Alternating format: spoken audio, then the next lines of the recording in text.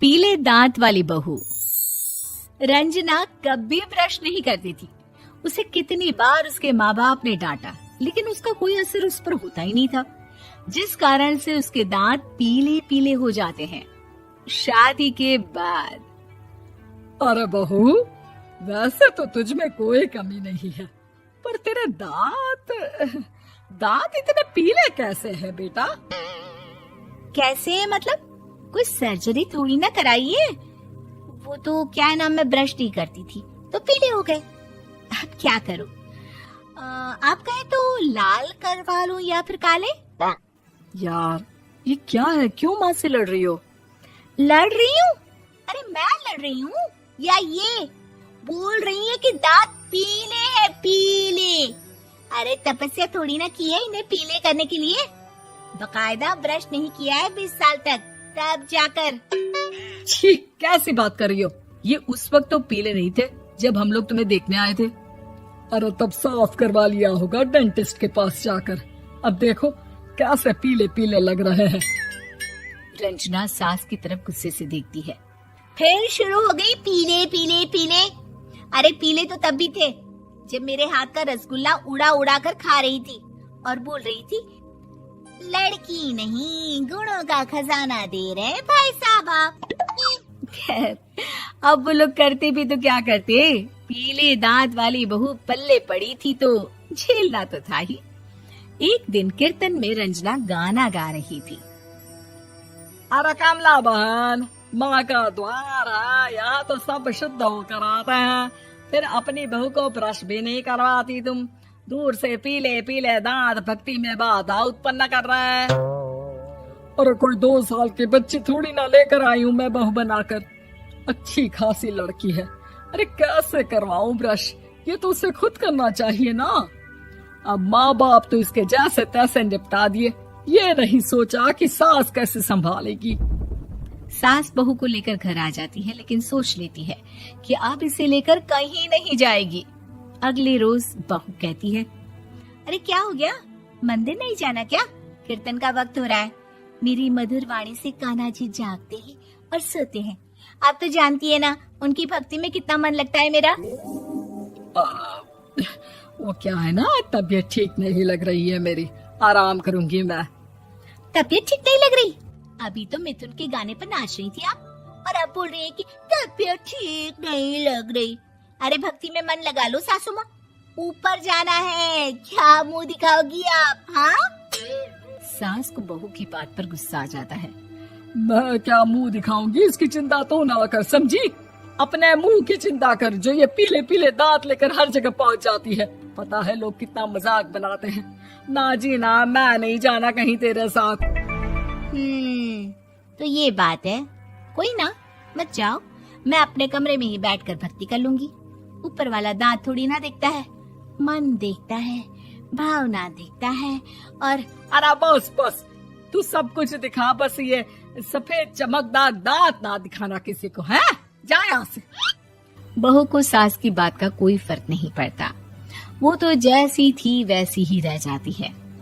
सुबह नहाकर किचन में खाना बनाना, फिर खाना खाना, कीर्तन भजन करना और सो जाना।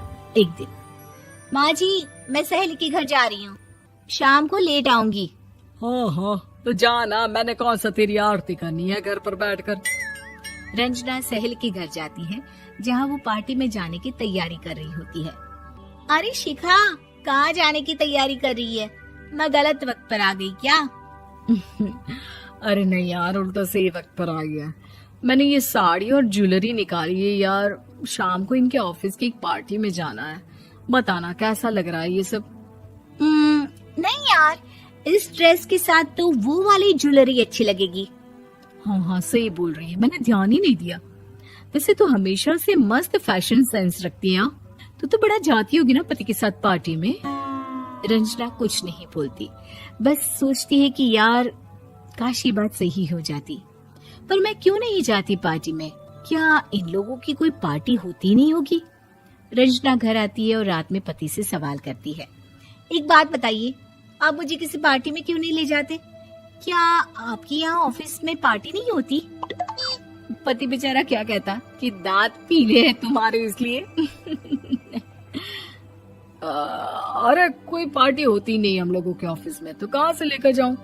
और मार्केट, मॉल, कहीं वीकेंड घूमना, कहीं तो। अरे यार, सारे हफ्ते में एक छुट्टी मिलती है, तो सोचता हूँ कि आराम ही कर लूं। क्यों? रंजना मन मार के रह जाती है। पहले कभी सास के साथ मंदिर जाया करती थी, लेकिन वो भी सास ने ले जाना बंद कर दिया। घर बैठी बैठी रंजना बोर हो जाती है। तभी उसे आइडिया आता है और वो मायके जाने का सोचती है। सासू माँ, 2 दिनों के लिए मम्मी के घर जा रही हूँ। अच्छा अच्छा, ठीक है, आराम से जा। और हाँ, माँ से कुछ अच्छी आदत सीख कर आना कि कैसे शरीर के हर भाग की तरह दांतों की सफाई भी जरूरी होती है, समझी? शुरू हो गई ना आप। वो लोग आपकी तरह नहीं है कि छोटी छोटी बात का बतंगड़ बना दे। उन लोगों के लिए मैं मायने रखती हूँ, ना कि मेरे पीले पीले दांत। रंजना माँ को बिना बताए उन लोगों को सरप्राइज देती है, लेकिन जैसे ही वो दरवाजे पर पहुंचती है, अंदर देखती है कि घर वाले कहीं जा रहे होते हैं। अब माँ, काश रंजना दीदी के दांतों वाली प्रॉब्लम नहीं होती, तो वो भी हम लोगों के साथ चलती ना बुआ जी की बेटी की शादी में। हाँ बेटा, लेकिन अब उसे कौन समझाए कि उसको उसके पीले दांत नहीं दिखते, लेकिन उसके आसपास के लोगों को कितना एम्बैरेसिंग फील कराते हैं। मुझे तो कितनी बार उसके स्कूल की टीचर ने शिकायत की कि उसके साथ कोई लड़की बैठना भी नहीं चाहती, और ना ही कॉलेज में कोई उससे बात करना चाहता था। लेकिन पता नहीं क्यों उसे ये बात समझ में ही नहीं आती। कोई कमी नहीं है उस लड़की में, बस यही कि दांत पीले हैं। वो तो भला हो जीजा जी और उनकी माँ का, जो दीदी को जैसी है वैसे ही रखा हुआ है। रंजना को अपने घर वालों की बात सुनकर बहुत दुख होता है। वो सोचती है कि वो क्या करे, लेकिन फिर वो सीधा डेंटिस्ट के पास जाती है, अपने दांत चमकाती है और कसम खाती है कि वो रोज ब्रश करेगी। अरे क्या हो गया? तुम तो 2 दिनों के लिए गई थी ना, पर कोई ना, अच्छा है, चलो आ गई तो। रंजना सास के सामने आकर खड़ी हो जाती है और पूरी स्माइल करती है, उसके चमकदार दांतों को दिखाती हुई। हैं? चले मंदिर। माँ, मुझे माफ कर दीजिए, मैंने आप लोगों को बहुत एम्बैरेसिंग फील करवाया।